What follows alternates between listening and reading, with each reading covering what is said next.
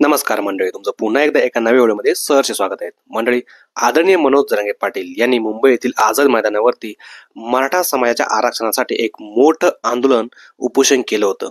त्या आंदोलनाला यश देखील भेटलं आणि त्यानंतर महाराष्ट्र राज्यात सातारा गॅझेट, हैदराबाद गॅझेट हे लागू करण्यात आलं व त्यानंतर ओबीसी कुणबी सर्टिफिकेटच्या नोंदी सुद्धा पश्चिम महाराष्ट्रासारख्या ठिकाणी निघायला लागल्या आणि त्यानंतर मराठा समाजामध्ये पूर्णपणे आनंदाचं वातावरण आता फिरकायला लागलं.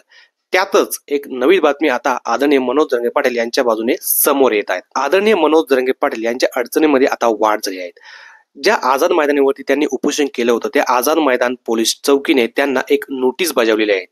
10 नोव्हेंबर 2025 रोजी सकाळी 11 वाजता त्यांना आझाद मैदान पोलीस ठाणे मुंबई येथे हजर राहण्याचे या नोटीसमध्ये आदेश देण्यात आलेले आहेत.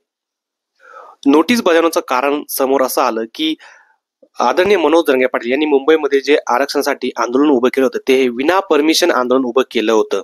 जवळजवळ एक हप्ताभर हे आंदोलन चालू होतं. त्यामुळे पोलिसांनी त्यासाठी ही नोटीस त्यांना बजावली असं त्या नोटीसमध्ये लिहिलेलं आहे. मित्रांनो, मनोज जरांगे पाटील हे एकटेच नाही तर त्यांच्या समवेत 4 जणांना सुद्धा ही नोटीस बजावली गेली आहे व मनोज जरांगे पाटील समवेत हे 4 जण सगळ्यांना सकाळी 11 वाजता पोलीस ठाण्यामध्ये हजर राहण्याचं या नोटीसमध्ये सांगितलेलं आहे. त्यानंतर आदरणीय मनोज जरांगे पाटील यांना हा प्रश्न विचारल्यानंतर त्यांनी सांगितलं की ही खूप समाजापेक्षा मोठी गोष्ट नाही. समाजासाठी मला एक काय अशा खूप साऱ्या नोटीस जरी आल्या तरी मी त्या स्वीकारायला तयार आहेत असं देखील आदरणीय मनोज जरांगे पाटील हे म्हणाले.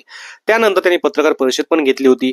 या पत्रकार परिषदेमध्ये त्यांनी धनंजय मुंडेंवरती चांगलाच हल्लाबोल केला, त्यांचा चांगलाच समाचार देखील घेतला. तर मंडळी, तुम्हाला जर हा व्हिडिओ आवडला असेल तर व्हिडिओला जास्तीत जास्त शेअर करा, व्हिडिओला लाईक सुद्धा करा आणि चॅनलला सबस्क्राईब पण नक्की करून जा. पुन्हा एकदा धन्यवाद.